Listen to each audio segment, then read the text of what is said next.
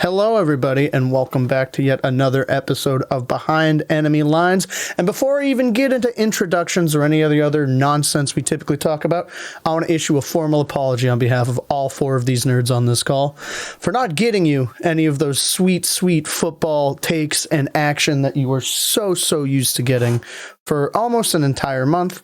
You think these guys are crazy on camera? Try trying to schedule them to do any of this shit appropriately. You think I have a tough job on camera. You guys don't believe what goes on the back end.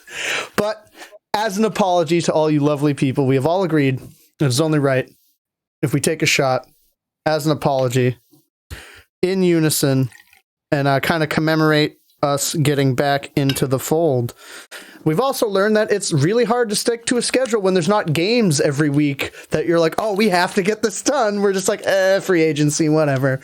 All of that kind of stuff. But now we have... Yeah, sorry, buddy. Yeah. The big benefit to that is we now have a lot to talk about because free agency has ostensibly kind of come and gone. There's probably still going to be moves made and everything like that, but it gives us a big, thick, juicy episode for us to hand to you. So, with all the boys, our deepest apologies. We're back, and we're hopefully not going to leave you again for a little bit. Here's to you guys. Lo siento.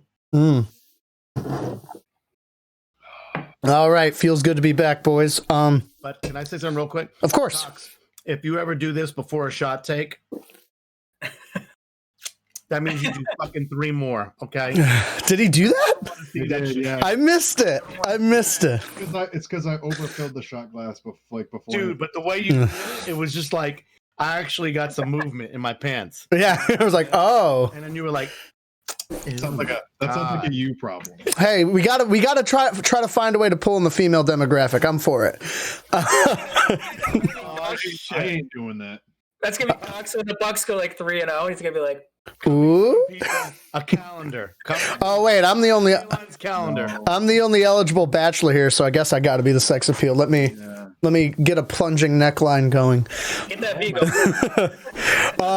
Before we get into what we're talking about, this is basically just going to be a big, thick, juicy free agency episode for all of you. I want to give you guys a little tease. We've never done a little tease before here on the podcast, but next week we have the first annual Behind Enemy Lines mock draft, where each of us, well, not each of us are going to get one team. Basically, all 4 of us are going to be ranked based on our regular season picks. And we are going to take control of that team and draft as if we were the one to make the decision in that position. So based off of the rankings last year, we're going to do like they do in the NFL. The last place team is going to pick first. So Uncle Mario, you will be picking first. Then it will go to Jay, then it'll go to Cox, and then it'll go to me. And we will rotate between the 4 of us, kind of live on air. It's not like your typical mock draft where we all talk about it beforehand, and people are going to be available. We're going to not know what's going on with the picks until it happens on air. So if Cox snipes JC Horn from me at 15 when he has the Patriots pick and I'm at Arizona 16, I'm going to have to figure out who I'm going to pick next. And I think that's going to add a lot of spice and a lot of fun to what we're doing here. So if you're a draft buff, if you like drafts, if you like the concept of hope that a draft brings, be sure to tune in next week when we go really deep into that. It's going to be a lot of fun. It's a fun little concept we've been toying around with, and I do hope you enjoy that. But I feel like that's enough for the plugs. So let's get rock and rolling. Free agency has been insane, even more so than I think I even anticipated, specifically for Arizona, but kind of league wide. And we kind of talked about before the podcast who we think had the most interesting free agency out of our 4 fandoms, our 4 teams. And we wanted to start with a person who we all collectively kind of thought made the biggest splash and get their opinions on how their team did. And with that being said, I want to open the floor up to lead us off with this free agency talk to Uncle Mario. How about them Giants, buddy?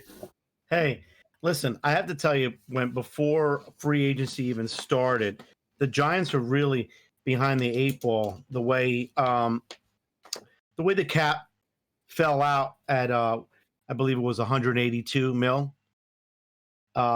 It just really put not just the Giants, but I think all our teams behind the 8 ball, unless you're the Jets, who had the plethora of cash. But I was really worried. And I know Dave Gettleman started out in his press conferences even before free agency started was talking about, well, we don't want to extend and we don't want to do stuff like that. And it was like, hey, listen, dude, this is the year you do that because the cap is going to go up significantly next year and hopefully as things open up even the following year even more, especially with the NFL, television rights. There's going to be plenty of money to go around. So with that said, the Giants, I believe, were, I think, $2 million over the cap when it started. So people were like, well, they're not going to be big players.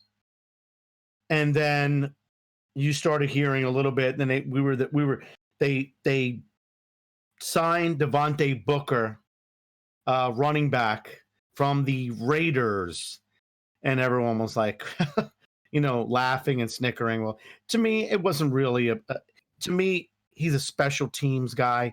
So Joe Judge loves the special teams. So I was like, all right, I don't care too much about it. It wasn't that big of a deal. And then not too long after that, you started hearing the rumblings about after that, it was they picked up a backup quarterback, Mike Glennon. Yeah, that's dope. You guys have a quarterback finally. I mean, he's a big guy. He's a backup quarterback. Okay, everyone needs one. I'm not. I didn't go out and get my Glennon jersey. But I might. Listen, he's probably going to start. If you want to pick, if you want to pick up, if you want to talk about backup quarterbacks, you're going to pick Mike Glennon or you want to do Colt McCoy. I'm sorry, give me. The objective is you really don't want your backup quarterback to ever play, but at least he's better. He's a step up from what we had. And then you started to think about, well, what was the Giants' biggest needs in the offseason? Was wide receiver, playmakers. So you started to see different guys go off the board, but the main guy was a guy by the name of Galladay from the Detroit Lions. So they had him in, and I'm just like, I must have refreshed my Twitter at least. Well, thank you to my nephew Jay over there. I was like, dude, I'm like on Bleacher and I'm not getting shit. And he's like, Unc, you got to get with the times, dude. I felt like that, that old guy. I was like, in my day, Bleacher Report. And Jay was like, listen, you old fuck. You need to get on Twitter. And he was right. That's why me and Jay always hit you with the reports before you do. We're always. I know, you're always getting me like 2 seconds before, like in bastards. So I was refreshing, and supposedly, they had him in, and then he was still there, and they were like, "Oh, he left the building," but then he's coming back, and then they're doing this, and sure enough, the Giants made it happen. I don't know how the hell they made it happen with the cap space they had, but sure enough, then boom, Galladay signs. So you're like, "Ooh, well, that's pretty much it. We got Galladay. We're pretty much done with cap space we have," and then you hear Kyle Rudolph, a veteran tight end. Listen, nobody really knows how much he's got left in the tank, but the guy hasn't dropped the pass in 2 years. That's a crazy stat. It's a crazy stat. Especially when you got a guy like Evan Ingram, who's got a boatload of who hasn't caught a ball in 2 years, it feels like. Hey, he's a Pro Bowler. I can't believe that still. What the fuck? They didn't say it that it was this last year was the Bizarro World. 2020 was the Bizarro World. So that was the Bizarro World Pro Bowl. But you bring a guy in like Rudolph, and it does a couple things. It solidifies leadership in the tight ends room, and maybe he rubs off on an Evan Ingram who does have a ton of talent. If the guy can catch the fucking ball, the guy is he's a matchup nightmare because he's so fast and he's so strong. So I loved that signing. And then I even skipped it before that, even before Galladay, because we were thinking wide receiver. They picked up a guy like John Ross, a speedster from Cincinnati. Now, I was asking you guys. I'm not really a big AFC guy, so I really didn't know too much about John Ross, except for I heard he's fast. Like combine record. Sure is. He has the combine record. real fast. When they were taking real 40 times instead of what's been happening this offseason. Yeah. So I said, okay, great. John Ross, listen, bring him on. So Galladay, John Ross, we're already better in that position. So take the next step over, and it's like, all right, well, we definitely need cornerback help, because other than James Bradbury, we really weren't that deep. We had some guys that are like up and coming, but we really needed somebody out there. So you're like, okay, so what are they going to do? There's no way they have the money for anybody else. And lo and behold, Adoree Jackson comes in to visit the Giants.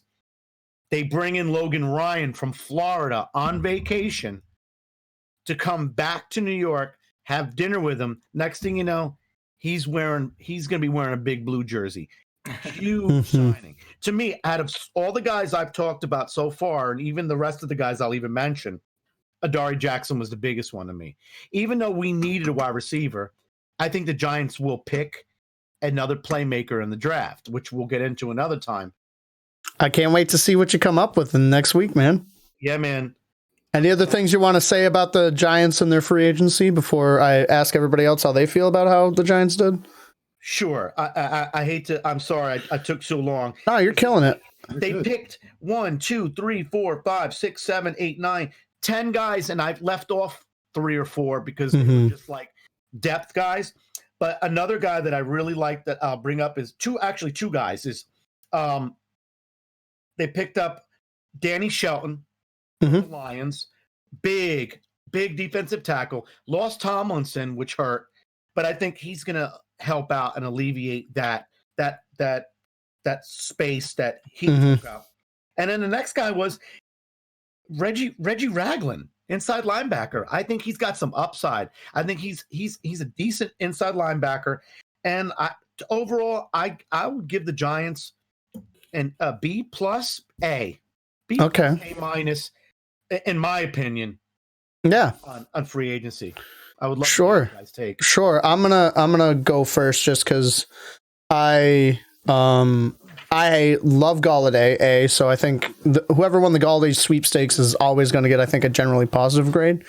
And you guys pulled it out, which I think is awesome.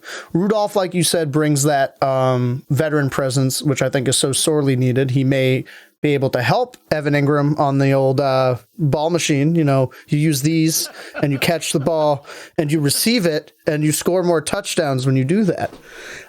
So maybe they literally brought him in to teach him how to do that. I don't know for sure, but good veteran presence. Underrated run blocker is Kyle Rudolph. So I think he'll help you in those sets where you want to run. I like Devontae Booker. I think he's a good player. I think he's still got some juice left in the tank, whether it's as like a third down back or in the special teams game. John Ross is a project, but I think it's partially due to his injury history, but also he was not getting the usage in the Cincinnati offense. They changed systems basically the year after he was drafted. So the people who were then in charge just didn't have a place for him and didn't want him, didn't like him. So I think he could really have a renaissance there if he can stay healthy and stay on the field, because when he's played outstanding. He's been very good when he's been on the field. He's shown flashes, and him with Kenny Galladay, I think could be a real problem for people. So I really love that for you guys as well. For me, Adoree Jackson's good. I don't think he's the best guy you got. I think it is Kenny Galladay, because Adoree Jackson has really made his money as a special teamer. He's a decent corner when he's out there. I know him definitely more, and I've seen him play better in the kick return and punt return game. I think he brings that element of things for you guys. I don't know if you needed that really. I haven't looked into what there is as a need for you. I think he could be a great number 2 corner for you guys and slot into that, because he's still, young, and he was trying to find his way onto the field, which is why he broke out kind of more in the return game. And he saw a decent bit of field time in Tennessee, but I didn't love what I saw from him, and the stats don't jump out crazy at you. But I think he's at least a serviceable number 2 who again has this upside that can really blossom for you guys. So I agree with you. I think I think, I'd give you guys a solid B, B plus, maybe go into that A territory. I'm not fully sure. You might have wanted to shore up some of those other things for me to give an A, but I like what you did. I think I was surprised. A lot of those moves were shocking to me. I didn't expect that out of you, but I'm pleasantly surprised for you. And I appreciate that greatly. Which one of you two nerds want to go next on that? Cox, you want to handle it? Sure, I'll jump in. I'll agree with Dean a lot of points there. Definitely a solid, B plus for me. I feel like you kind of maybe spent a little more than I would have on Galladay, but I get it. Like I get he's a grade A talent. He's a number one. So like I get spending that. And he was going to command that elsewhere regardless. And again, Adoree Jackson, I think a great number 2 corner. That's the thing. If he was going to be your number 1, I'd have a lot more questions about that kind of a decision, especially at that money. But as a number 2 guy, he's going to slot in great. And then, between Adoree Jackson, Bradbury, and Jabril Peppers, still, as your strong safety, that's a good little dome you have around in the secondary. I don't know. I still have questions about your interior pass protection. So we'll see, what they do, in the draft.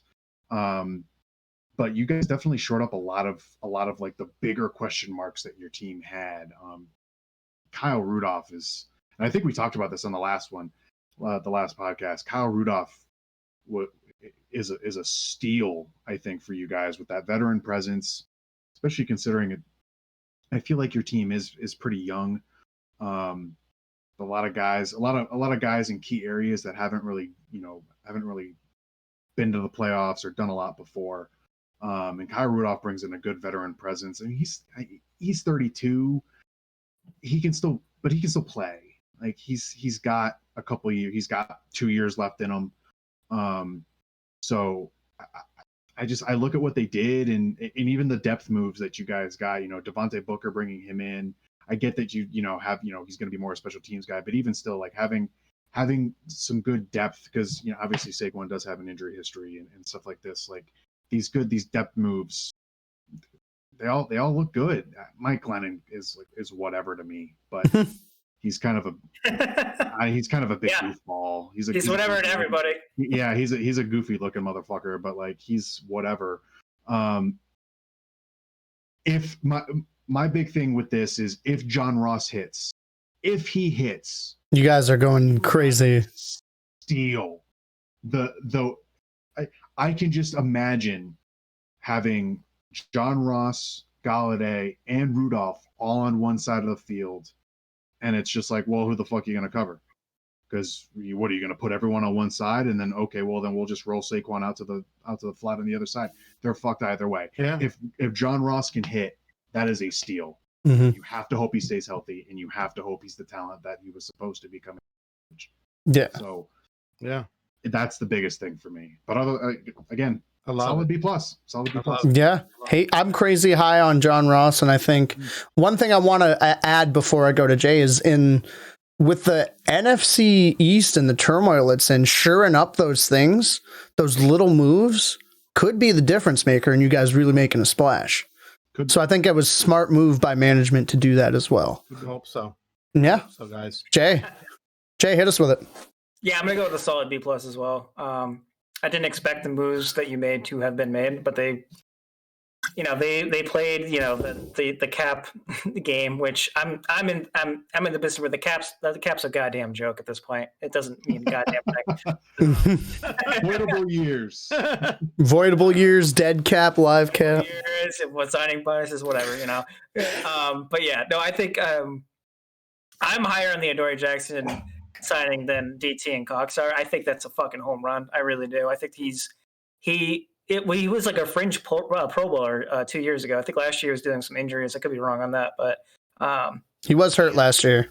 A lot of people are really, really high on that signing. A lot of people because I follow a lot of Jets accounts on my Twitter. A lot of people wanted Adoree Jackson like really bad. They're like, why has he not been signed yet?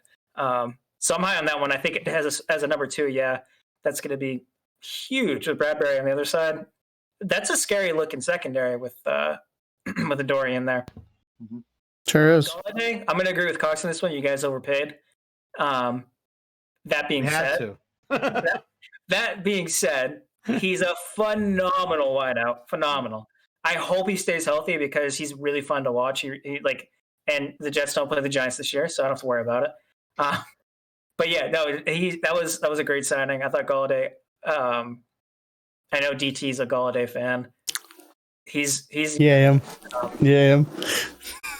Just like top to bottom, you guys made really good signings. The only thing that worries me is like these are all signings for Mr. Daniel Jones or Mike Glennon. They signed Mike Glennon. They did sign Mike Glennon. Stop, you guys. Seriously. So continues to be then these could all be for naught. I mean, Daniel Jones is better than who you're going to get in the draft this year, you bonehead.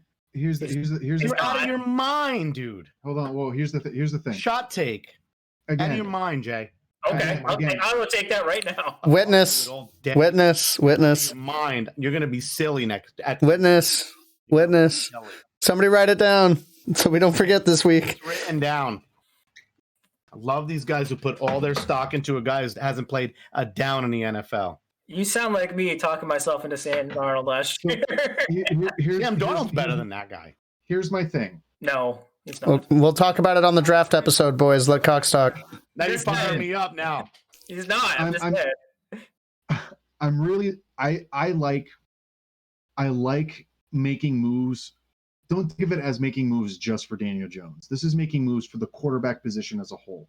Even if Daniel Jones doesn't work, whoever you bring in next is going to have better weapons to potentially. Exactly. Mm-hmm. That point was just me playing devil's advocate for like the people who are against the moves that the Giants I got made. you. Yeah. I don't necessarily agree with that. I'm just saying, like, the pundits out there that are not like that say that the Giants fucked up in the offseason, those are the points that they're making. Fair. I don't necessarily agree with that, but you got to play devil's advocate. Yeah. We do a show where that's kind of the whole point. And to piggyback off that, but in the same thing, but in a different lens, Jay, this is the year of no more excuses for DJ. Absolutely. You got the weapons. If you still are like a 2,700 yard guy, you might need to find somebody else for the job. 100%, dude. And that's all I keep hearing too. It's like, listen, I'm here I keep hearing about, the same thing. Yeah, there's no excuses. Well, it's like the Captain Obvious commercial. Yeah. The first year, listen, as a Giants fan, I see so many similarities in Daniel Jones, except for one thing. Daniel Jones is 10 times the athlete that Eli Manning is. Accuracy, Daniel Jones is more accurate than Eli Manning. Eli Manning couldn't throw a fucking screen pass to save his life. Everything was at your shoelaces. But what Eli Manning had was the demeanor, and he had the calmness about him, and Daniel Jones does have that. But Eli Manning had way better weapons than Daniel Jones has ever had in this is going to be his third year. So to me, it's like give him the weapons, and let's see what the kid's got. And guess what? It's sink or swim now. Because truthfully, if it doesn't work out this year, not only are we looking for a quarterback, we're looking for a general manager. Fair. He's gone. He's gone. I think you should have done that last year, personally. And listen, I think Gettleman deserved another year because a lot of people love to give him shit. And believe me, when I listen to sports radio, the guy gets hit more than anybody. He catches more shrapnel than anybody. But the guy, he did bring in some good players. He deserved another year. Bradbury alone was, Dexter Lawrence, these guys, I mean, he did bring in some really good players. So he deserves another year. But I'm telling you right now, John Mara just came out and said, I'm tired of losing. And this is his last year. I think we hit on the coach. Let's see what we got. So I love your guys' takes on, I really didn't disagree with anything you guys said, except for maybe what DT had to say about Adari. I think he was way more than a special teams player. I think I'm saying that's where he's known. he did, but I think he kind of established himself a little bit more. I I personally think that's a really, really, really good sign. Injuries really hurt him this year because I think he was counting like 10 plus mil. Against the cap this year for Tennessee. They really had no choice. Yeah. One of those things and the Giants stepped up. I love it. Hopefully it works out. Him and Bradbury, Peppers. We still got the kid we picked up from Alabama. Is that McKenzie? I think not McKenzie. McKinney? Yeah, McKinney from Alabama, the safety from Alabama. He was yes. Who started coming on because he had hurt his foot in the beginning of the year last year. Yeah. He was good in college. He's a stud, and he's really started showing himself. And Logan Ryan, I think we can have top five secondary if all things shake out. I think we'll have a top 5 secondary in the league this year. Sure. I mean, possible. I hope the best for you is what I'll say on that. Thanks. Oh boy, I'll go next because I was the only dissenter when we talked about who had the biggest splash this offseason, because I still truly think that Arizona out of the 4 teams, I feel like really did the best here. I disagree. That's what we're going to talk about as soon as you let me go. That's why we have the show. If we agreed the whole time, it wouldn't be very fun now, would it? So I'm gonna kind of cliff notes a couple of things and try to keep this like semi-brief. I think our 3 biggest acquisitions are obviously JJ Watt, Malcolm Butler, and AJ Green. I think those are great guys. JJ Watt, we already talked about that as the header for last episode, so I'm not going to say too much about it because I've said all I need to say about that. I think Malcolm Butler is exactly what we needed because of the memes that were going around. I don't know if you guys ever saw those online. They're like, why do they call Arizona a circle? And I was like, why? No corners. That's what they were saying about us with Patrick Peterson going out and all this stuff. So I think getting a guy like Butler, who I've never loved, okay? I'm not going to say people have regarded him as elite for far too long when he is not an elite corner. He is good. And I am okay with getting a good corner based off of what our needs are and what happened with Patrick Peterson. So I am fine with that signing, especially kind of for the years. It's just a 1 year, $6 million deal. We'll see how it goes from there. Low risk. Like, we need a guy in there. That's a guy we can get in there and we can play it by ear. So I like it for what it was. I'm not over the moon about it. I think getting a corner in, though, was something we definitely needed to do, and there were not a ton better options out there when things shook out the way they did, because he was kind of a later addition for us, so I'm fine with that. AJ Green, veteran presence, another veteran wideout. I think this all but confirms that Larry has already told the team he's done. So I think that's sad, but I love getting another veteran, former like top-end elite presence in the locker room. I think that'll help guys. Like the Christian Kirks and Andy Isabella's out a lot. Still learn some different things from him than maybe they did from Larry. I think the future is bright in our wide receiver room because we'll still have Nuke, and we're going to have Kirk and Isabella, who I still think are completely on the come up. And I think there's still a lot of good football that those young guys can play. And I think having a veteran presence like that is a big positive. So those moves I love. I love getting Matt Prater in there because I've hated every kicker we've had ever in Arizona. And I actually know that Matt Prater can make kicks. I know he's old, but kickers can be old. That's fine. I'm totally cool with that. I also sneakily love us getting Sean Williams from Cincy. He's a very, very good safety. I think being even able to maybe move him over to free with Buddha at strong or pair him in some way. We also re-signed Chris Banjo, which I'm fine with. I think I prefer Sean Williams, but those are the big kind of cliff notes of the arrivals. The departures are sad. We lose, well, not all sad. We lose Kenyon Drake. I don't really care. Yeah. Honestly, I like Chase Edmonds as the lead back for us going forward. He's way better. Anyway. So he is way better. He's miles. He is. And so good luck to Kenyon Drake and his future endeavors in Vegas. Patrick Peterson, same thing. Love you dearly. Always going to be, 21 in my heart. Love that guy. Big fan. and try to do whatever you're trying to do in Minnesota. I don't know why there, of all places, but have fun in Minnesota. Yep. Hassan Reddick breaks my heart a bit. I love him, but I get what's happening. I think it'll be fun to see him in Carolina. That's a good move for them. I think that was a good move for them. Yeah, it was. Definitely. And arguably the biggest one, speaking of Carolina, for me, Dan Arnold, the God, has signed with Carolina. So we no longer have Dan Arnold. More Danny. And I love me some Dan Arnold. So what I think should happen is the Jets should trade with Carolina so that we get that Sam Darnold to Dan Arnold connection I've been begging for. That's what I've been trying to get. I've been trying to get it for years. Let me get that second round pick for Carolina. Yeah. This is me begging. Get the owners on the horn. Get the owners on the horn. I want Sam Darnold to Dan Arnold. That's all I want.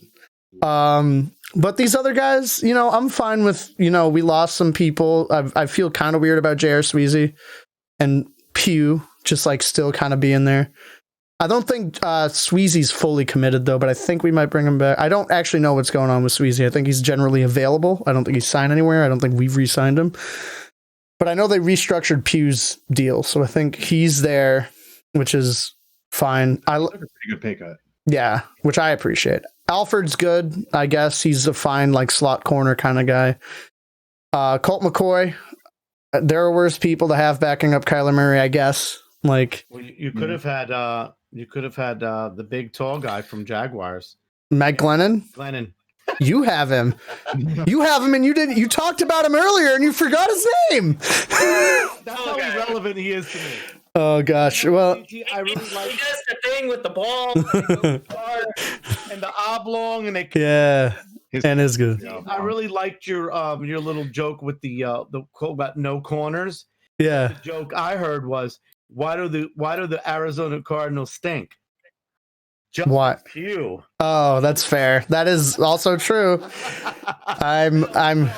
Womp, womp, womp, womp. That was good, but all I have to say is I think in very key positions we got very reliable players. Yeah. And they help with my biggest issue and my bugaboo with this team has been consistency. And I think everybody they brought in one way, in their own way, one way or another, brings a form of better consistency than what we had last year. And that's why I'm very, very excited to see what happens this year. And that's my little soapbox on Arizona. I'd love to hear what you guys think. Jay disagrees, so I want to hear what fucking Mr. Jets boy has to say. Get it? I don't actually. Did you forget the center that you signed or no? Well, he wasn't free agent. That was a trade, so I didn't want to but I also love that move. Free agency. I guess, yeah. No. So you can talk about that because you're also our lineman pro if you want to get into that. So Why am I spacing on his name? The center from the Raiders. Rodney Hudson, right? Rodney Hudson. Oh, thank you. yeah. So he was like the third rated center in the league last year. He's been overall, actually, he might have been the first last year, but overall in the last 3 years, he's a top 3 center, Pro Bowler. Center. Very good. I mean, he's getting older, but I mean, I feel like, and this is kind of like me getting into my whole spiel with the Cardinals. I feel like you guys are in win now mode. Seems that way. With all these signings, like it seems like you guys are like just gearing up for a playoff run, which should be exciting. And that's actually really cool. Butler, I'm not super high on. I'm kind of in agreement with you, D. Like he's fine. He's a serviceable corner. I think he'll be okay. Maybe good. Maybe he'll have a resurgence in that defense. Mm-hmm. I don't know. Getting rid of Kenyon Drake. No harm, no foul there. Signing AJ Green. Shit, I mean that could be a steal. That could be honestly, that could be the steal of the free agency period if because his game has never been about being the fastest guy on the field. Yeah, it's always been a ball control, like get up and get it kind of wide receiver. So if he is like semi of a focal point, it doesn't have to be the focal point, but like if they give him his targets, I think that could be big for you. Well, he and Nuke are gonna eat up short corners. Yeah, for breakfast. Yeah. But keep going. No, I've honestly, I really, really liked what you guys have done for agency. My only bugaboo is that you guys signed older players, and that's why I say I feel like you guys are in win now mode. Mhm. I feel like it's time for Kingsbury and Murray to like show what they got, and let's make a run kind of deal. You know what I mean? I don't really have too much more on the Cardinals. Like I said, I really like the moves. My only bugaboo, like I said, is just signing the older free agents. Is I don't want to say it's a desperation move, but it's definitely like a all right, boys, let's get this shit together kind of move. You know what I mean? Yeah, sure. And what I love is our core is still so young. So we're signing these older players at like key positions, but like Kyler's so young, and like Isabella, that whole crew is so young that like 2-3 years down the line, Hopkins is still what 28. yeah. So like even like at least 3 or 4 more years of elite status. yeah. So like that's what I'm saying. In like a couple years, if like these all fizzle out, we still have enough to like turn it back on in free agency. Be like, okay, that wasn't exactly what we were looking for, but our core is still young. Now let's go. In whatever way, we're probably gonna be free agent birds of prey, pun intended, for a while now to try to get that veteran elite presence around Kyler without drafting. That's just a general sense I get. So like none of these signings are like franchise killing. They're like not signing like crazy numbers to people that are like in their 30s. It's like very pedestrian numbers for players that let's see what they got kind of deal. Aside from the JJ Watt deal, but it's fucking JJ Watt. Fair. Yeah, both AJ and Malcolm were 1 year, $6 million. Like, all right, let's see what you got. And if it works out, we'll keep you for longer. You know what I mean? Yeah. So the only reason I gave Mario's team like a better grade as far as free agency goes is just because they signed players that I thought not only fit the system better, but they also were on the younger side. Fair. Bit. They could be there they could build with the team more so than like a Malcolm Butler or an AJ Green. But yeah, no, I love what you guys did better than I expected. I didn't think you guys were going to do anything, really. I didn't either. And then like day one, they were like, JJ Watt. I was like, what? Are you serious? Yeah, no, like I don't really have any, like I said, but that's my only bugaboo is just the older signings. I saw on Twitter, Hop was like, yo, JJ, come through. And I was like, haha, wouldn't that be rad? And then like 2 days later, I was like, whoa. Yeah. Anyways, I'm sorry. Coxie. So I'm actually going to give them an A-. The reason why I really like what they did is because, like Jay talked about, they're pedestrian level contracts. They did not overspend really on anybody. JJ Watt, kind of, but that's whatever. It's JJ Watt. What they bought was leadership. And what we saw with this Cardinals team last year was a need for leadership. D, you talked about it all last year. Mm-hmm. How penalized they were, how they just never could really seem to get it together. The guys they brought in are guys that are going to kind of bang that in. JJ Watt, 100%. AJ Green, 100%. Matt Prater going to fix that fucking that special teams kicking game. Malcolm Butler, he's been there. He's won things before. So these are guys that have been there. You know, they've been to the playoffs. They're going to get this younger core. They're going to give them that veteran leadership presence. What they've done essentially is they've almost brought in a veteran core to help bring your younger core up a bit. Yep. It's perfect. It's perfect. And again, all of these are 1 or 2 year deals. And the reason for that being is because in 2 years' time, guess who they have to probably pay? Kyler Murray. So it works out perfectly cap-wise because they're going to have to pay Kyler Murray, and he's going to command a big deal. Especially depending on how these 2 years go, which I suspect they're going to be very good years. He might eclipse Mahomes' money. He's going to get some big time money. So you have to kind of prepare for that. And that's what they've done with this. They've not signed anyone long-term to where it's like, oh, well, now we don't know if we can pay Kyler. They're already preparing to pay Kyler. I love that. They're doing. So they're preparing for Kyler Murray to be their quarterback going forward, but they need to make sure they have the cap space to kind of figure out what they're doing afterwards. Fair, yeah. So they've taken a good short-term approach as well as given, credence or looking into the long-term future of the team. That's why I give this an A. 100%. That's why I give this an A, because they brought in good veteran guys that have done it before to help the younger core. They did it at good money, good value, and they're preparing for when they have to pay Kyler. And again, with Butler and Green, it's show me what you got. These aren't ridiculous contracts. Show me what you got. Mm-hmm. I especially love that with Green because he has to kind of show that. Yeah, it's been a little bit. Yeah, it's been a little bit. And I think what's going to help him best is that he doesn't have to be the number one guy. Doesn't have to be that. Hopkins is going to be that. So the fact that now he's going to be able to be the number two guy, I feel like. You know what I think would be dumb? You know what I think they should do that would be dumb as fuck? Oh, here we go. Make D-Hop the 1, put Kirk wide at the 2, and put AJ Green in the slot where Fitz was sitting, where Fitz used to sit. I think you might see that.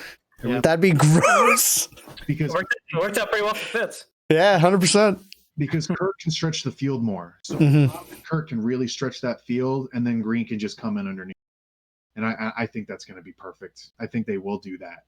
Yeah. So yeah, that's why I give this an A, because unlike, Jay said that he thought what the Giants did fit their system more. I think this fits their system. I think this perfectly plays into their system. It allows their system to be more of what it wants to be. And I think that's what's going to Yeah, and the Cardinals need this, considering the way that the NFC West needed to do something. 100%. The point that you made that I like just before I go into Mario that I didn't even think of was the whole, these are short-term deals because they have to pay Kyler in a couple of years. So they're not signing anybody long-term because they know that's down the line and they're already thinking of it.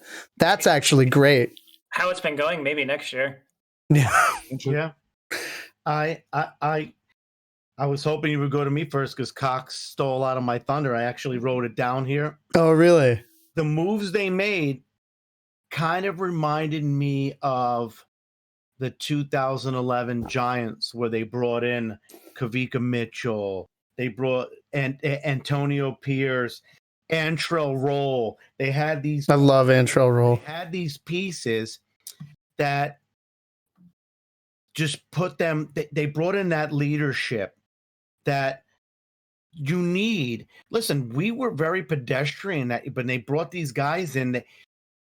We weren't super flashy, but they just brought in that leadership role, and it just built up the young guys. We were a young team at the time. They brought in these pieces, so I can see that. I definitely in agreement with you. B plus, A. I'm like right there. At the end of the day, though, you got to protect Kyler. So let's see what they do in the draft, because listen, Hudson, nice pickup. Brian Winters, I don't really know.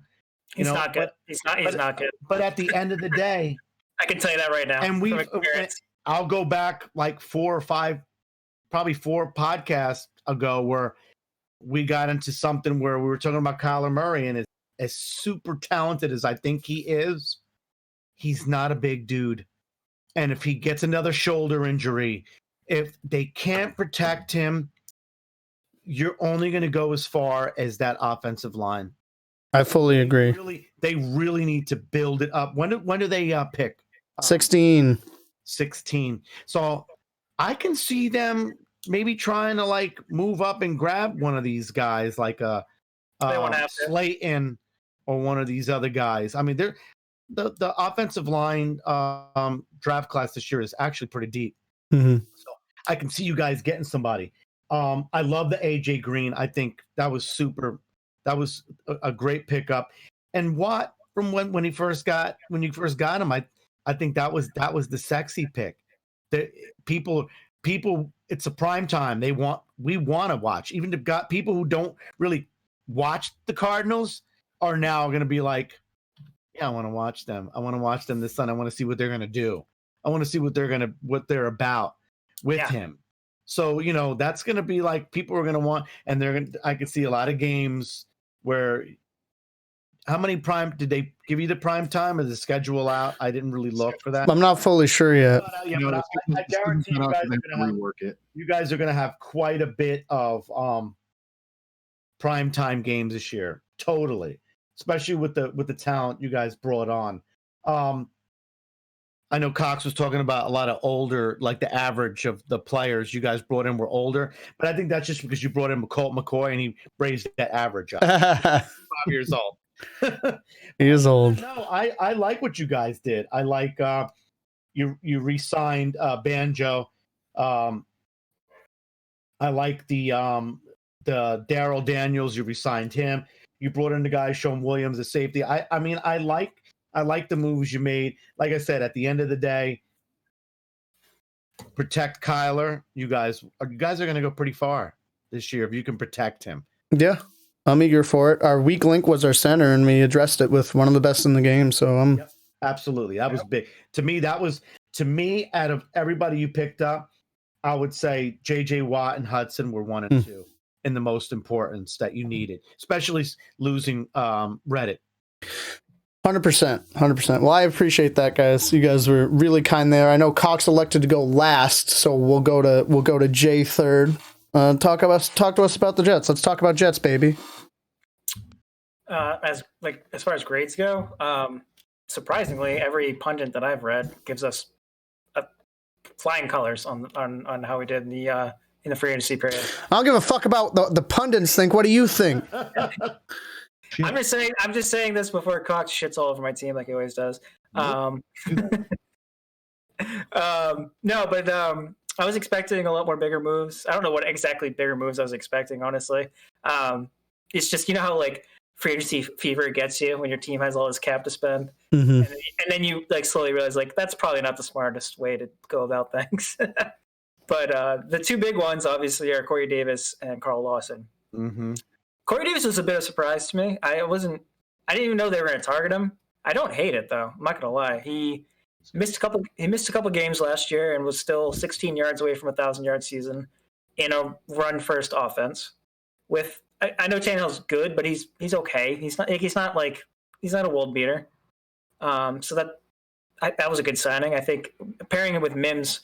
I think the reason I'm excited about Corey Davis is he and Mims both fit that classic Shanahan offense style of wide receiver, where you're like this big tall guy that can go up and get it. Perfect for play action, designed runouts for quarterbacks. So he's a good fit for the offense that they're trying to run. Carl Lawson, that was my 1A. We haven't had a good pass rusher since fucking Art Scott. Art Scott wasn't a pass rusher since Leonard Williams. Abraham. When Williams was here, he had like 3 sacks a year. Oh yeah, I know. He was not a good pass rusher. I'm kidding. Obviously. Okay, but back to my point. Like Carl Lawson is a legit pass rusher. And he was, I think, top 4 or 5 in the NFL the last 3 years in quarterback hits and pressure rate, which is actually a more significant stat than sacks. I know one of you guys might shit on me for that, but it's a more significant stat, in my opinion. So that was great. That was a home run signing. I really liked them signing the defensive tackle from the Saints. Sheldon Rankins. Sheldon Rankins, yeah. I wanted to say something else, but yeah, Sheldon Rankins had some injury history, so that's a concern. But when he's been healthy and is in the league, he's a first rounder.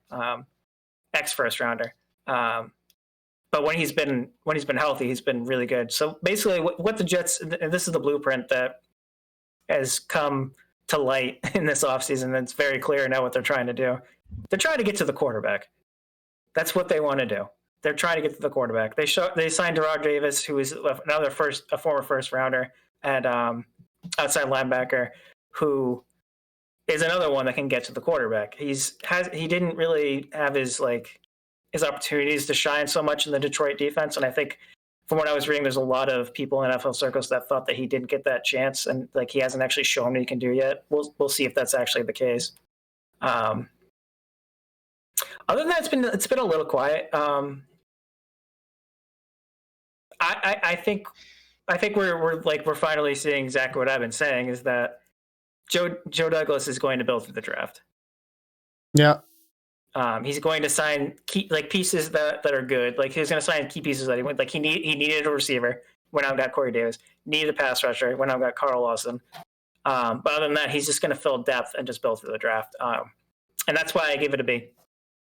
Awesome. I know. I just love when you guys fucking go back and forth. So I gotta go Cox. What do you think about what Jay just said? Oh, and Vinny Curry. I forgot about Vinny Curry. Yeah, you did forget about Vinny Curry. Well, he did have the Everyone else will. He had like a 15%. Fuck you guys. He had a 50% what? Go on. Nothing. The stats guy doesn't want to hear the stats. I just laughed at what Unc said. That's all.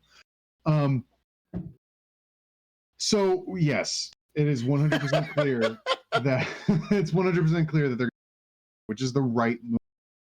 They should not have spent big in free agency. They have way too many holes to fill. That's it. Here's the thing. So you, as an NFL team, I believe it's I can't remember, it's 3 or 4 years. You have to spend a minimum of 90% of your cap. Correct. over the 4-year span. So they've rolled over 26 million to this year from last year. Right now, they have 20 million in cap space. Correct. Build through the draft with all of the picks you have. Some of them are bound to hit. Then you take that money, roll it over to next year, and then you have more money to spend on less holes that you have to fill. So now you can buy better players to fill those holes. If they tried to fill all of their holes in free agency this year, they would have bought a bunch of B and C talent players. They'd be the Patriots. Everything. They'd be the Patriots. We'll get there. Damn, catching shrapnel.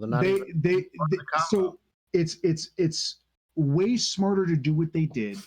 Build through the draft this year, see what hits, and then fill the remaining holes next year in free agency. On top of that, you're going to get your quarterback. You're going to get a quarterback. So you can test drive your offense this year, see what holes you need to fill on offense, and buy them next year. Not to mention, you're probably still going to have a decent amount of picks next year too. So there you go. And then Saleh clearly is figuring out the defense first, which makes sense because that's his background. Yep. Figure that out first, then fill the holes you need to on offense and what spitterings you need to do in defense. It makes all the sense in the world. Clearly, they sat down, they had a good plan, and they're executing it so far. And I like that. They're not going crazy in free agency and trying to overspend on players. They have an idea in mind. They understand that it's a long-term goal, not a short-term gain, and they're going through with that plan. It's smart. And that's refreshing from the Jets. It's smart, and that's refreshing. I totally agree with that. No way. Clip it. They agree. Fuck. We don't have a show anymore. We're done. Are we done? It's over. Take care. No, Damn it. No. I totally agree with McCagnon. When he was our GM, he would just spend on shit that like Le'Veon Bell. Love Le'Veon Bell. But we spent way too much fucking money on a position that we didn't really, I'll be honest, running back's not really a premium position in the NFL anymore. They're kind of a dime a dozen. But yeah, I think I totally agree. Just like building through the draft is the right way to do it. It sucks as a Jets fan because you got to go through a couple more really shitty years. But if Joe Douglas has the goods, then yeah, it's going to be worth it. The best teams that have the best prolonged success can successfully draft year after year after year. And that's why they're never big spenders in free agency. Look at the Ravens and the Steelers, and never big spenders. Mm-hmm. Look at the Patriots for the last 20 years, never big spenders. Yep. So yeah, I applaud the Jets for what they did. Look at that shit. For what they didn't do. I applaud them for what they did. You gonna stop crying about getting fucking bullied on the podcast now, you little baby? I mean, you guys do kind of. That's not true. I'm 90% on your side with these things. I want to be like Cox in like 2 years when I'm just shitting on him all goddamn day after Brady retires. That's good. Maybe if you had a good team, Cox. That's great. You can rue those days, put those in your back pocket, and spend them. Spend them when you need to. Since I'll we give all you the had, coupons now. since we all had to just like It's in the book. everybody had to witness you guys doing the virtual 69er on the fucking podcast just now. Mhm. I would like to say that I liked what the Jets did, and I agree they shouldn't have spent a ton of money, but there was money to be spent on somebody that they needed to and should have spent the money on, and that was Joe Thuney. And you guys Well, the thing about up. okay, so here's the thing about Thuney, and this is why I'm not mad about us losing Thuney. Did you see the contract he got? It was unbelievable. Here. Did you see the team he went to for that money? Yeah. No. If you're a premier guard in the NFL and someone offers you that much money to go to someone who's probably going to be competing for a Super Bowl next year, yeah, I'm going there. If we offered them 10 million more, he still would have went there. No, I don't believe that. But how about being in the ballpark? How about put your cards on the table? How about actually be at the poker table? Because he still would have chose the Chiefs. But you don't know, guys. We can say that until we're blue in the face, but you don't know. To me, that's not a winner attitude. To me, You're full of beans. If you want to go for the best guard and you need offensive line more than anything, that was like the number one priority right now, because whatever quarterback you bring in, Jay, you need offensive line, right or wrong. That was the guy. At least you can say, and the Jets fans can take a deep breath and say, at least we offered it. That's why there's so much shit going towards Douglas right now. It's because there was so much money to spend, and they could have just splurged it on the one position. I disagree. And you can shake your head all you want. And I'm telling you right now, you could have put the money to him and got the other guys you wanted and still had cap space to roll over. We need guards. We don't need guards that like the guard is not going to be the difference between the Jets making the playoffs and not making the playoffs. Well, like I love the offensive line play. I love it, and you know that guards I know. Guards are not as important as tackles. That's just a fact. They're not. And for us to throw that much money at a guard to go 5-10 million over what the Chiefs are offering for a guard would have been detrimental to what me and Cox were just saying about our plan for the future. Yep. Yeah, I would agree with you if you were talking about like a Trent Williams, 33 years old. The guy's 29. He's but he's a guard. But he's a guard. Okay. And this is a deep interior offensive line draft. I hear you. I mean, and we have 2 first rounders, a second rounder, 2 third rounders. That's true. I will give you that. And if you guys can, if you guys address that, then I'll back off of what I was saying. But I just think there's certain free agents that you try to get, even if you didn't get them, even if you tried to match what they gave him. Yeah, then at least give him the opportunity. Everybody would say, well, at least, he went to the Super Bowl, guys. He went to KC. And I'm just saying, I just think you were a little quiet.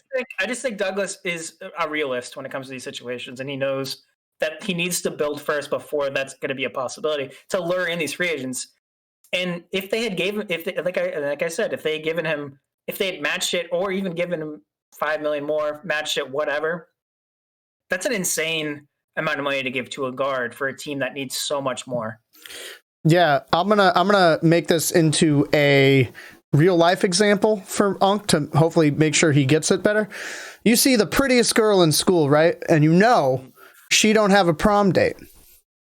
And you're thinking okay, maybe today's the day I see if she wants to go to prom with me. Mm-hmm. And you walk in, and the fucking captain of the football team slides in front of you and was like, hey, do you want to go to prom with me? The pretty girl is always going to pick the captain of the football team. And even if you're like, well, what's it hurt to try? It doesn't matter. You could go up and be like, but I also wanted to go to prom with you. At least I tried. Dude, I about this for a second. I also want to date Emma Watson. Guess what's not going to happen? All right. And you're in the background fucking hitting Jay. I'm just saying, all I've heard for the past few weeks is about how Douglas didn't do this and didn't do that. And I don't think that that's fair because I think he did.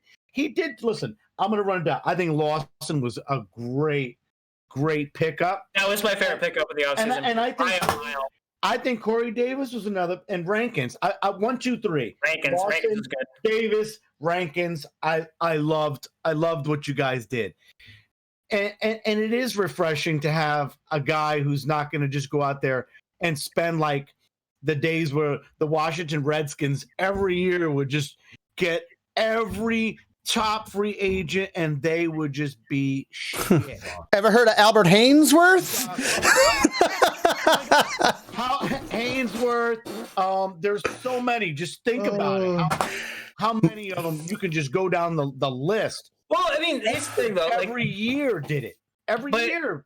I think, and Cox kind of made this point too. The Jets, to their credit, like they built exactly what the Joe Salas system is. I mean, I'm sorry to premise built on is rushing the passer and having a solid front seven, which we have. Sure, absolutely. And that's a start. And that's what it is. It's a start to what they're trying to build. Yep. So you guys pick second and 23rd, right? 23. Yeah. You guys, you're definitely going up. And then 34. In my opinion, but I like what you guys did. I'm going to give you guys a B+. Yeah. For what you guys did. Talked you into it. You really didn't talk me into it. I had B+ here on my paper because I liked what you picked. I mean, Jared Davis. That's a wild card. That's a wild card that I'm interested to see. Yeah. I think you did address some like Freeney. I don't know how good he is, but I mean, you pick somebody up. He's terrible. Guard up. He's terrible. But you don't know. He's a backup.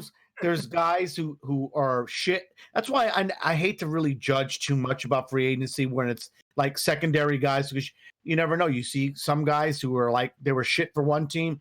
They might thrive in a better system. And it's like, whoa, like where did this guy come from? You know? Yeah, 100%. Listen, Kareem McKenzie, he was in the Jets and he was great, and then he wasn't, and then he went to the Giants and he was great again. So you never know. But no, I like what you guys did. So kudos to you guys, and I wish nothing but the best for all our teams here. Yeah, absolutely. Here's the thing, just my last point on the Jets. I know we've been harping on it for a bit here, but my last point is we still have $20 million in cap, and there's still a lot of good guys out there. 100%. Yeah, we'll get into that when we do this little like series of questions that we're going to do in a hot sec. But I want to give my thoughts on the Jets since I haven't gone yet. You guys talked about a lot of the stuff, so I'm not going to harp too much on it. Lawson's a great signing. I love Corey Davis as a signing personally. Really, really good. And we talked a lot about those other defensive guys. I want to talk about 3 offensive guys that you guys grabbed that I think could be very, very interesting for you guys. And that's Keelan Cole. Yes. I think he could be a very, very good project for you guys. Yep. Tevin Coleman is interesting because he is always sneakily like productive. Yep. He's never unproductive in his third down back role or whatever role he has. So I think adding that is just a general boost, whether he does end up being your third down back or however it ends up shaking out on the depth chart, depending on how you guys draft and everything. I know RB is kind of a weird spot for you guys right now. But one I sneaky really love is you guys grabbing Tyler Kroft at the tight end position. Yeah, I think that's a good pickup. I think that's a good 1 year, $2 million contract. I know you love Chris Herndon, and if Chris Herndon can be Chris Herndon, then more power to him. But I watched Kroft do some really cool things over there in Buffalo, and I think he could add a lot for you guys. So I think those are the upside picks I feel like you guys had in free agency that we haven't really talked about that I wanted to shine a light on because of those. I was going to bring those up, but I didn't know how much time we were going to spend on this. Mm-hmm. Well, I just wanted to bring it up here now so that they could get a little bit of shine on them because if those guys work out, even one of them like kind of even is semi-productive, I would say that's kind of a win for you guys. And they all have pretty high upside. So I'm excited to see how they fit into the Salah system and how that all goes. But I wanted to put some shine on that since we talked a lot about Davis and these other guys and a lot of the defensive guys. But yeah, I think that offense could really turn into something depending on how things shake out with your draft and everything. So again, I think the Jets are probably the NFL's most exciting pet project going into this year. I think it's going to be a great time. Any other final thoughts on the Jets before I kind of go into? Just to piggyback on your point, yeah, I think there's a lot of interesting parts moving just because of the fact that the coaching staff is going to be at least 10 times better than it has been the last 2 years. I think it's going to be interesting to see what LaFleur has in him as an offensive coordinator, and more importantly, what Saleh has. With the amount of respect he has throughout the league is insane. So it's going to be interesting to see what he can do with that defense. Yeah, 100%. Sure. So now I want to ask you guys kind of a series of questions about general free agency, not about our teams, not really even about any specific other teams in general, but about the moves that were made. And, you know, like the first one I want to ask you guys to give you guys a taste is overall in the entirety of free agency, what do you guys think the best overall free agent move was? And to start off, to give you guys some time to think about it, it was technically a free agent move, so I'm going to call it that. Dak Prescott re-signing is huge. It's massive for the Cowboys. I think it's so important that they finally locked him down, and now they got to like kind of rebuild that offensive line. But if they were gonna, if Dallas was going to be anything, if they lost him in free agency or tried to re-franchise him, he probably wouldn't have taken that very well. And I think this honestly prevented a catastrophic meltdown in Dallas. And that's why I think it's a very, I think it's a very key move, and probably theoretically, that's why I'm going to pick it as for the franchise that did it. It's the best free agent move overall in free agency. You guys still pondering? Did I not stretch for enough time?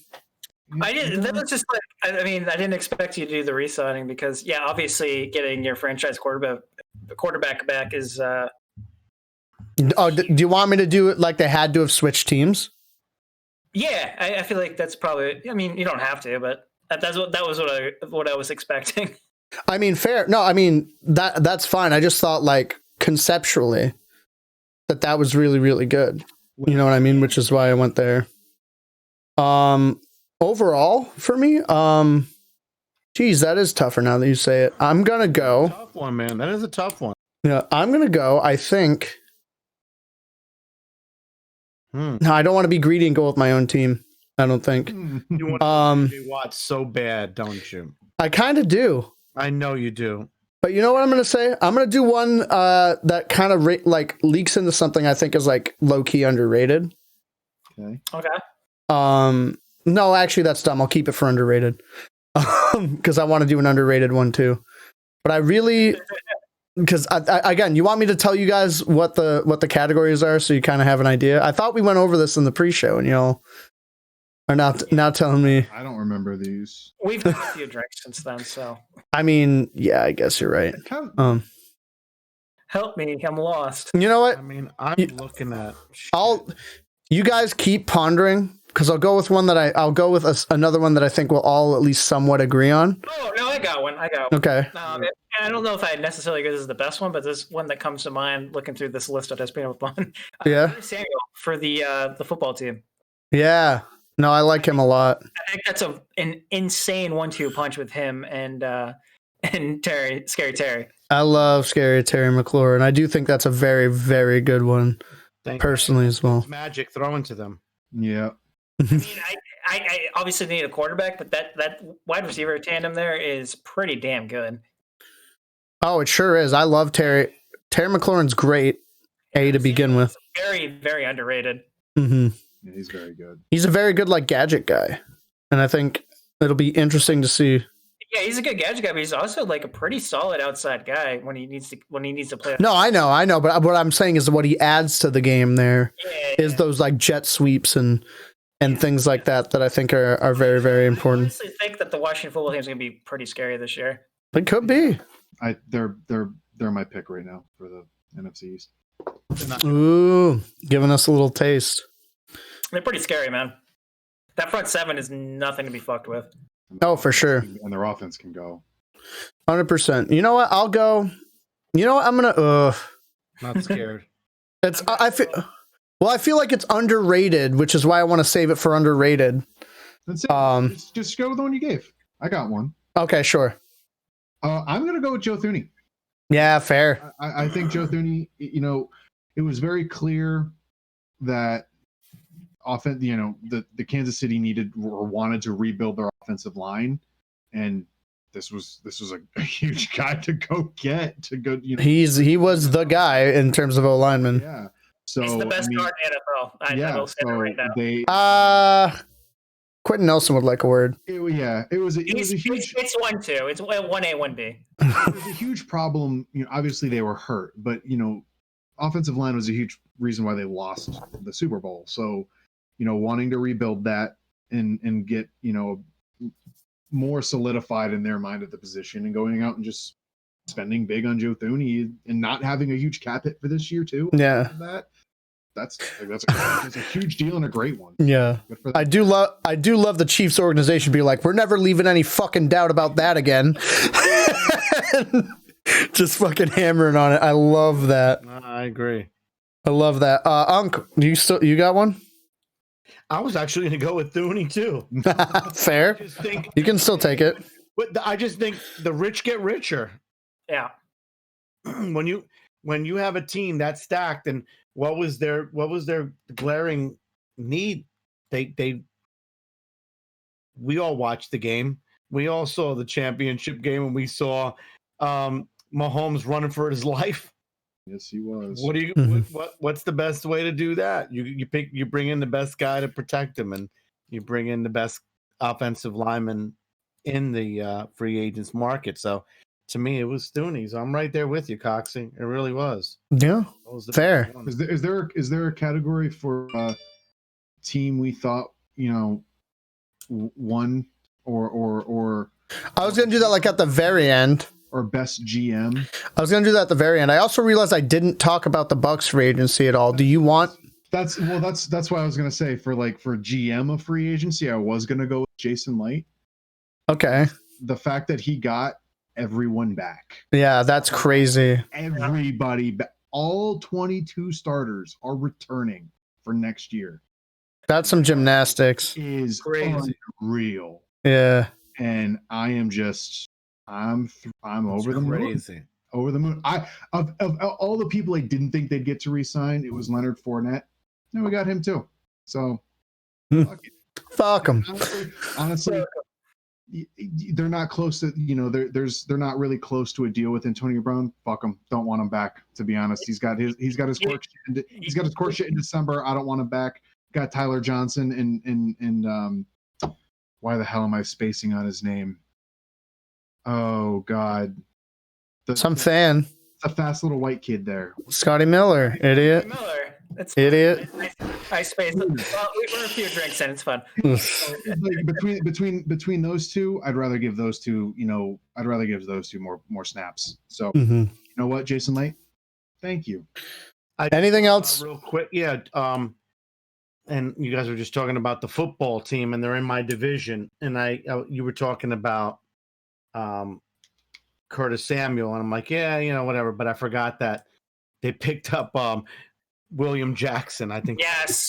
Fucking. That was gonna be my underrated one, but thank you. That defense is gonna be. Thank you for jumping the format and taking away my answer. That's fucking ratty. No, I'm just gonna say that's huge. Yeah. So, I'm telling you right now. You should be scared. Well, that's why I was like, I was gonna. That's why I stopped. I was like, but I think it'd be better as an underrated. But I was gonna pick him as my best. That's fucking huge, and I'm not happy about it. But listen, that's why it was so important for us to get Adoree Jackson, because we to me right now it's Washington, Giants, Dallas, Eagles are on the bottom. Yeah, Eagles suck. Yeah, Eagles are going to be way at the bottom. They're going to be might be going for the first pick in the draft next year. They're going to be fighting with Detroit for it. Detroit's absolutely going to be there. They got plenty of picks after that. Oh yeah, no. I'm telling you what. Traded. The Eagles in 3 or 4 years might be fucking scary. The amount of picks that they have now is. I know. I don't want to hear about it. So let me tell you though, the NFC East at least It's going to be fun. As barring It's going to be fun. It's going to be fun. It always is. Yep, It sure is. whether it's shit or really good, it's Yeah. fun either way. Yeah. So I was gonna. Go ahead, Cox. I mean, DT, go ahead. I was just going to say something about if you have time, I wanted to see how everybody felt about the added game, 17 games. Love it. I think it's great. Yeah. I don't know if there's credence to it, but I heard, and one of you guys could probably correct me. They're adding the 17th game where you play your opposite conference, where they ended up in the standings as the 17th game. Another one. Is that how it is? Yeah. So you get the AFC East third place team is who you get, Mario. Huh. Because we got Miami. That was our added game.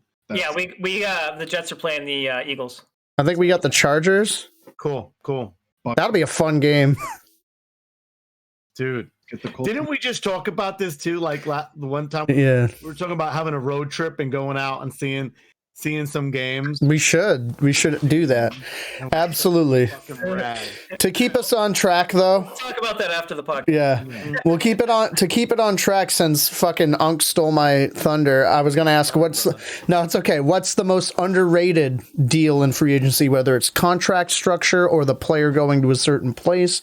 I was gonna pick frickin' because I love that deal. I think he had a smart deal. He's good being over there. I didn't think anybody else was gonna say it, so I was holding on to it as my underrated. And then fucking Unk goes and Sorry, man. no, it's all good. I got one. Yep. John Johnson, safety, going to the Browns. Oh, that is a good one. Nice. Great one. He is a stud, and He's very good. that's what they're missing in that defense is like a stud in the secondary. Yep. Yeah, Yeah, so I think that'll be big for them. 100%. Cox, are you going? Yeah, I'll go with Emmanuel Sanders to the Bills. I can see it. Yeah. Nice. Just because he's going to be between him, Cole Beasley, and Cole Beasley's gone, brother. Oh shit, that's right. He is left. gone. Where'd he go? He signed with someone. I can't remember who it was though. Yeah, but regardless. So Yeah. the point being, like, as a number 2 guy there, he's intelligent. He's a good route runner. He's gonna really help. I think that wide receiver, because it can't just be all freaking Stephon. Yeah. I think he's gonna go. I think he'll probably do better than Cole Beasley. Cole Beasley had his games, but if Emmanuel Sanders can get back to what he was like a couple years ago, Yeah. Unk, you got one? Yeah, there's a couple I was thinking, but how about I have a new one too, in case. Corey Linsley to the Chargers? Oh, that is a good one. He's a good center. He's a good center. They needed one.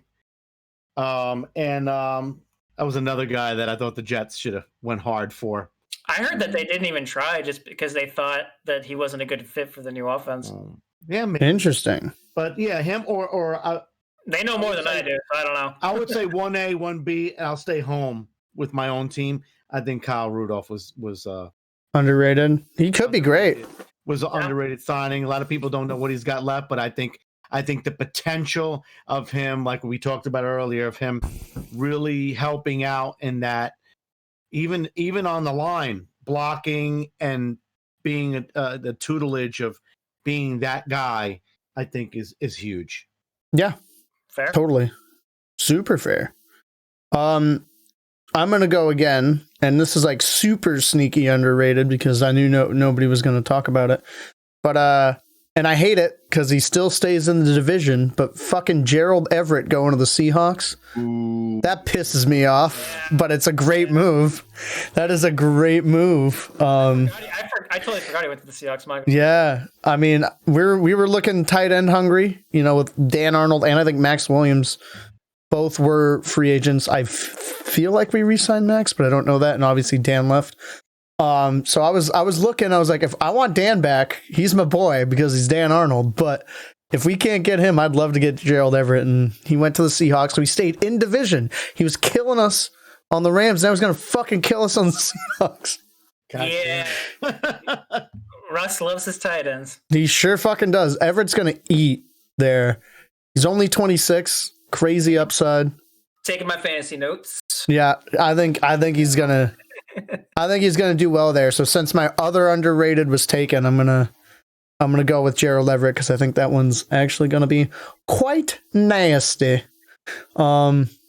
This is a good one. Like, you can umbrella it as to worse, but what do you think was the most like head scratching or confusing move? Or moves or series? There's that. Cam Newton. All right, if that's what you want to say, okay. That was the most head scratcher right there. I mean, fair. So here's my thing with that. I think they had they had a plan, and then I think the 49ers completely fucked their plan. 49ers fair point. Which I'm all for. So Yeah. I think they were hoping they would be able to I think they were hoping Mac Jones would fall to them at 15, and I think the 49ers basically just said, "Fuck you, we're gonna." They're not taking Mac Jones at number 3. They're taking Mac Jones at 3. They're taking Mac. I will take a 4-shot bet on it. 4 shots, witness. I'm right there with you because I'll tell you right now. I promise you they're taking Justice Fields. I promise. Chris Sims just came out. He's butt buddies with Shanahan, and they're taking Mac Jones. They're not taking Mac Jones. They are, dude. You'll see. Way better. So is this 4 shots? I'm not in this bet, but I will be the witness. I'll take 4 shots over the course of the podcast that we do it in. Yes. But I'll do 4 shots on this. Okay. All right. Yeah, I'd rather that too. Yeah. But 4 shots. Yeah. Mac Jones just fits better with. Unc, are you in on this? Are you taking this action? All right. I'm in on it. So if they don't take Mac Jones number 3, you're taking 4 shots over the course of the podcast after the draft. Yep. All right. Witness. They're taking Fields. Out of fun, I just punched in worst free agent signings of 2021. I just punched it in. And there's some interesting ones on here. Some of them I don't agree with. Like their number 1 was Patrick Peterson to Minnesota. I don't get that. I mean, it was weird. Andy Dalton to the Bears. Yeah. I mean, Andy Dalton. That's up there. Cox, what's yours? Mine is actually going to be Smith-Schuster re-signing with the Steelers. Ooh, okay. Tell me about it. Yeah, I don't either. Because he made this big stink about not going back, and then when push came to shove, and no one else was willing to really pay him anything, because I don't know if anyone else knows this, he's not a number 1 wide receiver. No, it's not. That's not. You know. So when push came to shove, they were like, well, you've got no one else. Want to come back? And he's like, yeah, I guess so. Well, they're in the apartment, so I guess. It's going to be more hassle to move. I don't get it. So he had offers for more money. He had offers for more money. Yeah, it makes no. Well, Baltimore offered him 12. Well, I think that's just because it's within division, and he just couldn't bring him. Which, if that's like a team loyalty thing or whatever, then I can applaud that a bit. I think it is a little bit. I applaud that. Sure. And then the Chiefs thing is, they came in too late. Like he had already pretty much decided to go back with the Steelers before the Chiefs really got involved. And yo, fuck that! I don't care how late in the game it is. The Chiefs asked me to come play. Yeah, I completely. I would tear up my contract with the Steelers. Yeah. If I was a wide receiver and the Chiefs said, "Hey, I'll give you X amount of money," I'm like, I don't even care what that check says. Fucking veteran minimum. I don't give a shit. I will take. I'm gonna go win a ring. I will take $30 to catch balls from Mahomes. DT, who's your biggest rival in your division? Like the team you hate the most? Oh, I fucking hate them all. It's the Niners. It's the Niners. No, it's not. It's really not. For me personally, for years, it was the Seahawks. But the last couple years, the fucking Rams really pissed me off.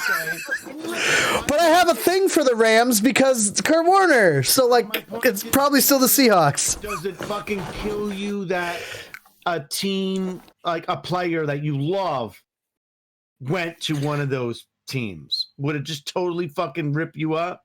I'd be super annoyed. Well, that's my whole thing about Juju. It's I don't really know if I buy. A lot of these players are all it's a business. You're always hearing them say it's a business.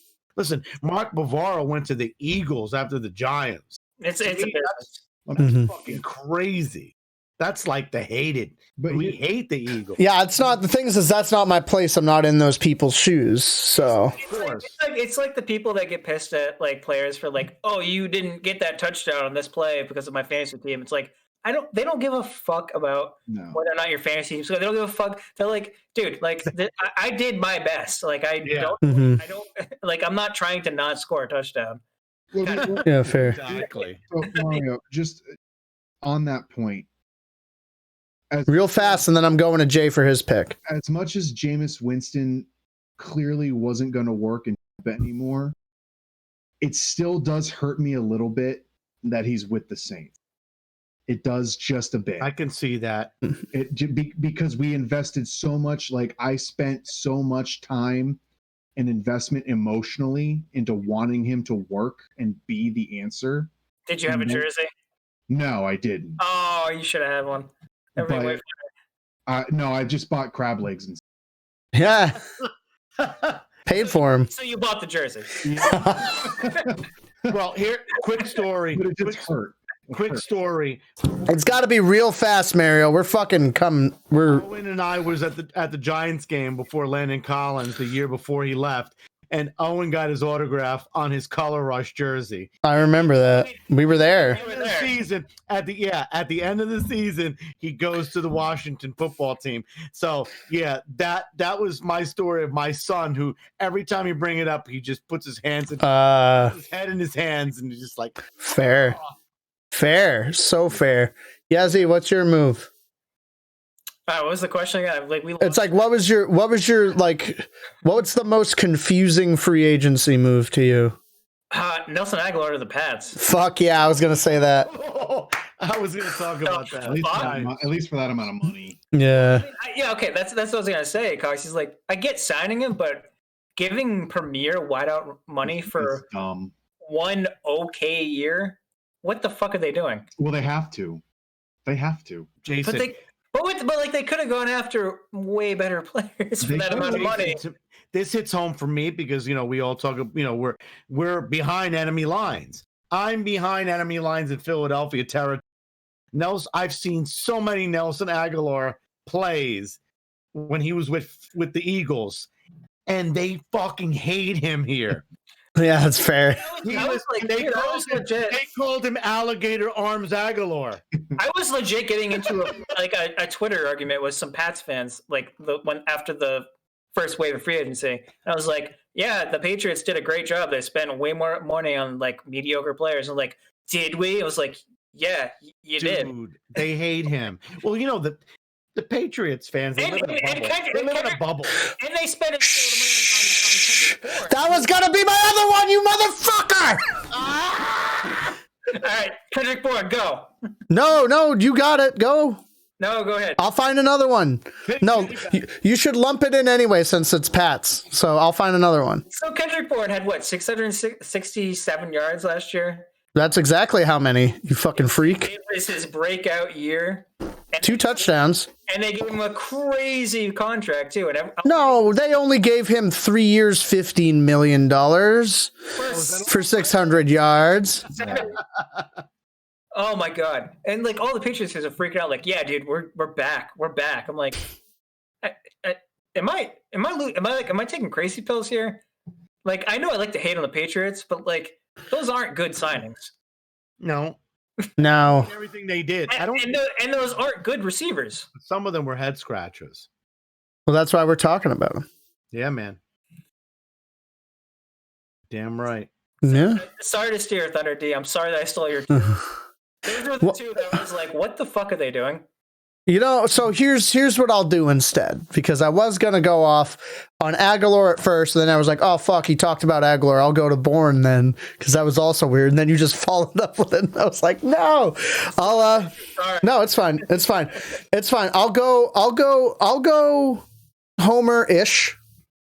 Why the fuck did Vegas sign Kenyon Drake? I don't know.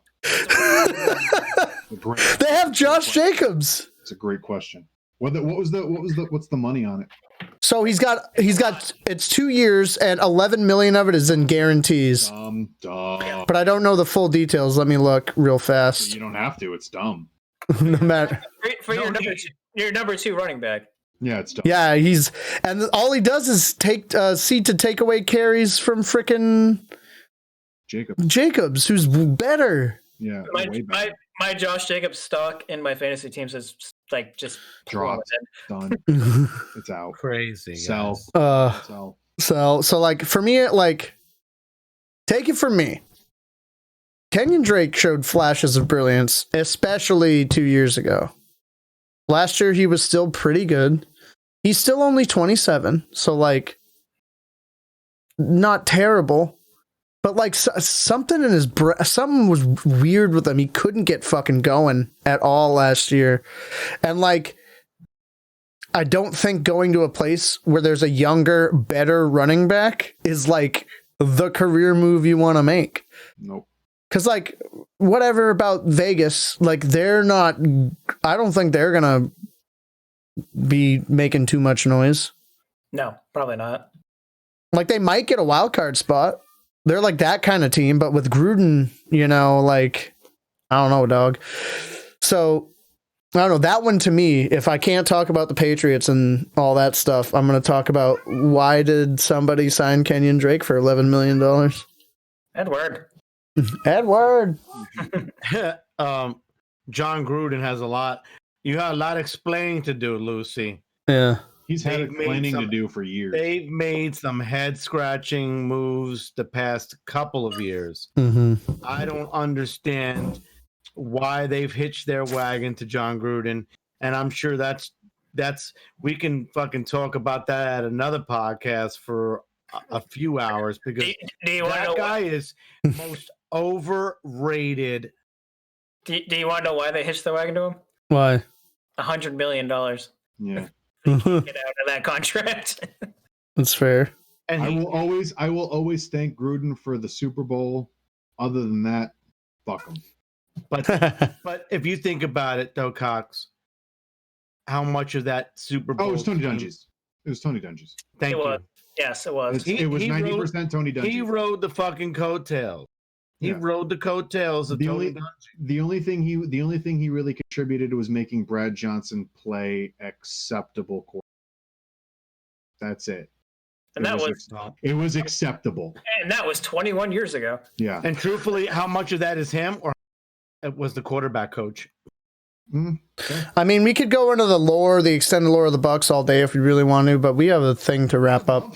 I would love to go into all the lore of all our teams because I can go on and on. I know you can.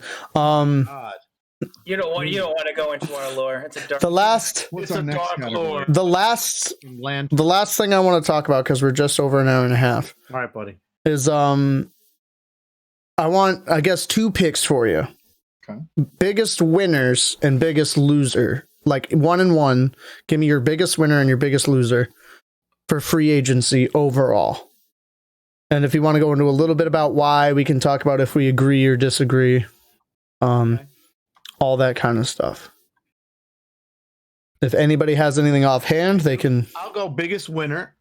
I'll stay a homer. I think New York Giants biggest winner. Mm-hmm. I liked what they did.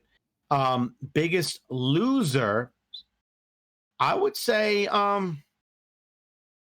New England Patriots. That's a very good one for sure. I was probably going to pick them as well, but I guess that's all contingent on how their new 2-headed tight end monster does. Yeah, of course, I don't think they're that much of a loser. I think they're a net median, like they're just like a net average, if you will. It's like They'll be better. They'll be better than they were last. They'll be, yeah. I think they'll be better. I don't think they'll be good. Fair. They'll be boring.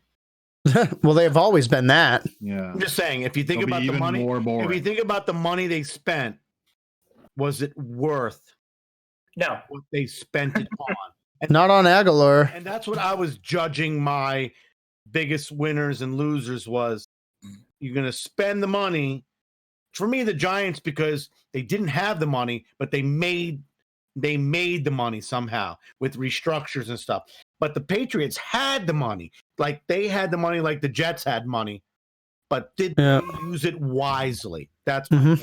That's why I think they're the biggest loser. One thing I'll always remember is there has never been Edward. He's chilling up there. Let's go. He's a cool kitty. Yeah. But like every team that spent the most money for years, there's never been one that's won the Super Bowl in that after spending the most money for years. Oh, I don't think that's the plan, but yeah. I'm just saying. I mean, all the Patriots fans are freaking out saying, "Oh, we're going to win the Super Bowl now." It's like you don't build a team through free agency. I've harked on that for the whole time we've had this podcast. Never. It's not how it works. So, okay, I will go next. Yeah, go for it. My biggest winner is the Washington football team. Ooh, okay. You bastard. My biggest loser is the Green Bay Packers. Ooh, that's a good one. Because the Green Bay Packers lost Corey Linsley, Jamal Williams, who did do things for them. He did help out their team. Re-signing Aaron Jones is great. Re-signing Kevin King, I don't know why. And they did nothing. They've done nothing. Like, I'm sorry, but Aaron Rodgers is right. He needs more weapons. Aaron Jones and Devontae Adams aren't getting them to the fucking Super Bowl anytime soon. That's not enough. Look at the teams that get to the Super Bowl. They have 2 or 3 wide receivers that you can count on, and they have Adams, who's great. Don't get me wrong, Mercedes Lewis ain't getting MBS ain't getting you anywhere. Mm-hmm. Did I say Mercedes? What the hell am I talking about? I don't know what I was just gonna let it go, honestly. Sorry. Marquez Valdez Scantling. I was thinking hyphenated names. He's not getting anywhere. I just don't understand not doing anything. And Aaron Rodgers is clearly unhappy. Why not make him a little happy? I just don't. Them not doing anything and losing a premier center on top of that makes no sense. That's a big hit. Yeah. Kudos to you because, I mean, it was like, all right, winners and losers, go. But I'll give you major props there because you really picked out. To me, now that I think about it, that was the team. Because listen, Rodgers he wasn't happy when they picked up Love. I mean, they don't do anything to support this guy. If you got a fucking quarterback like Aaron Rodgers, why aren't you building around him? Yep. I don't get it. So yeah, I mean, kudos to you, man.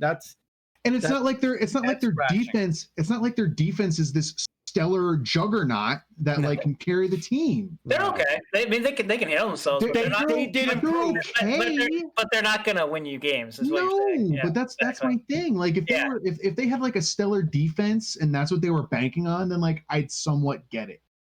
But it's a middle of the middle of the pack top 12 defense at best, and an offense that's if you can shut down Devontae, well, they better be able to run the ball. Otherwise, everyone else is going to be dropping balls everywhere. They do have the best corner in the NFL, though.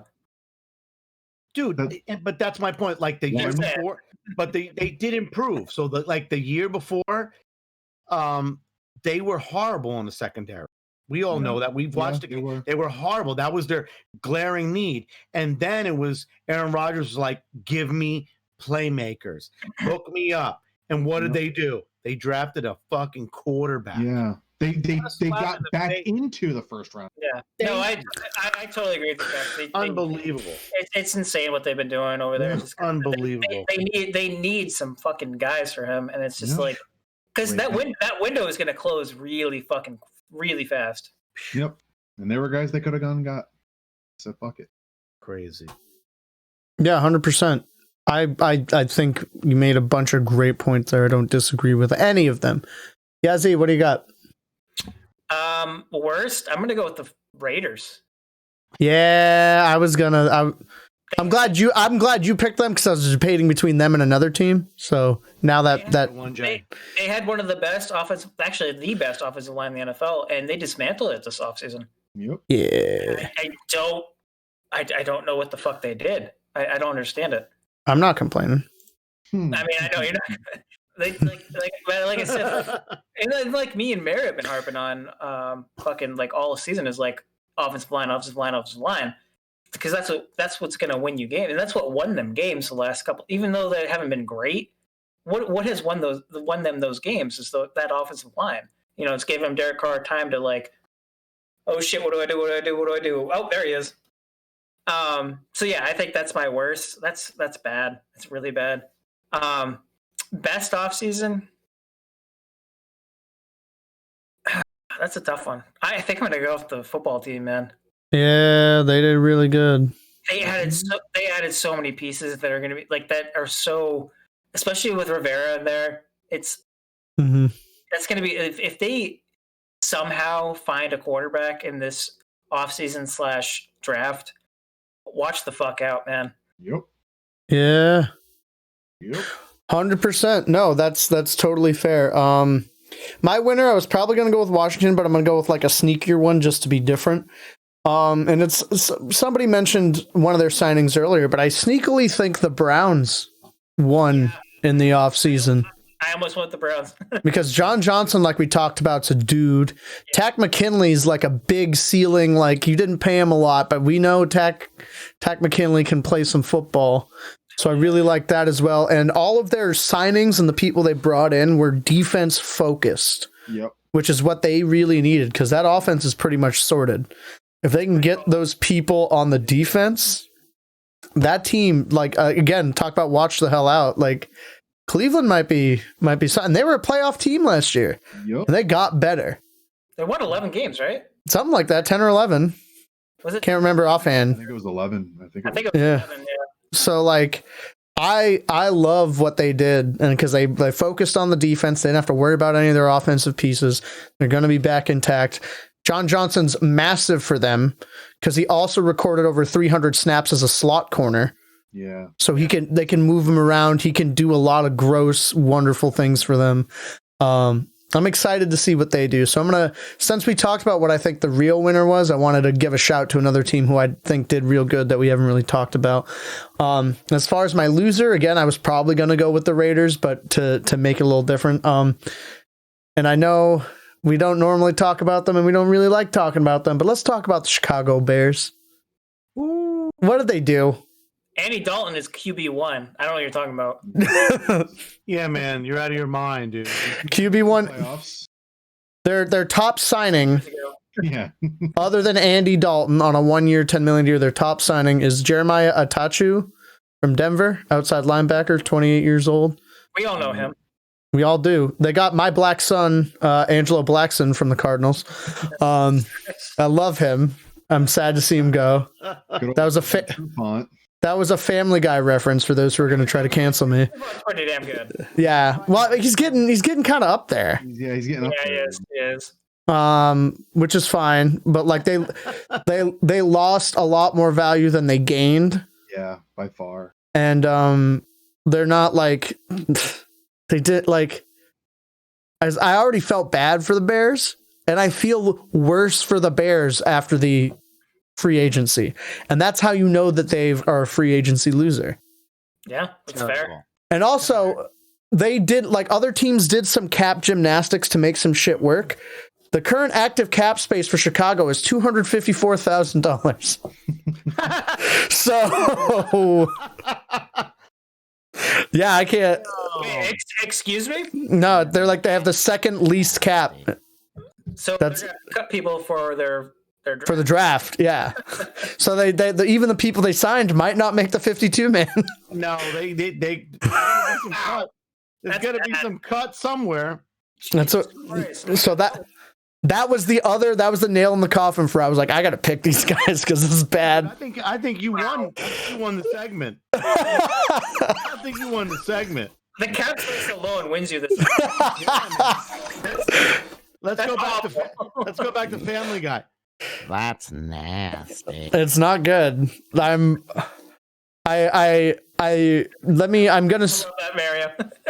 gonna start writing the sympathy cards to the people of Chicago now, preemptively because oh man, because they blow. All right, but whoa! I mean, let's call a spade a spade. But like, I mean, and even their losses, you know what I mean? They lost Kyle Fuller. Like their losses were gigantic, and they didn't fill it, and their cap space is a mess. But hey, they got Allen Robinson back on franchise tag. Yeah. Yeah. Oh, he's probably so angry. How do you? He loves it. Oh no.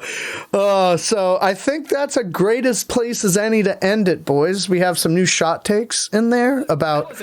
That was a great pick, D. I'm not gonna lie. Yeah, man, congratulations, bro. Oh, jeez. You sat there, you waited, and then you just sprung it on. Wait till You won the pick segment. There's no.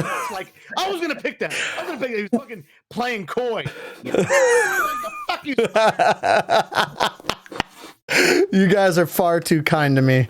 But I greatly appreciate you guys finally being able to carve out the time to get one of these out. I think that's really great. I think the people are going to really appreciate hearing from us again. I hope you guys are all excited and start prepping up for our draft episode next week. Yeah. I think that'll be really, really great. This is and shine, everybody. This is where I win. I am inevitable. He's got to snap us into existence. You put on your face, Jay, doesn't mean you're shining. Oh, God.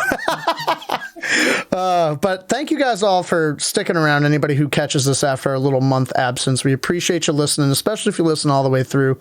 Really means a lot to us. There'll obviously be timestamps about the things that we're talking about. We probably already know that if you're getting to this point, so I don't know why I'm talking about it now. But I appreciate also each and every one of you guys on the podcast here for taking time to hang out, and I look forward to seeing you all next week.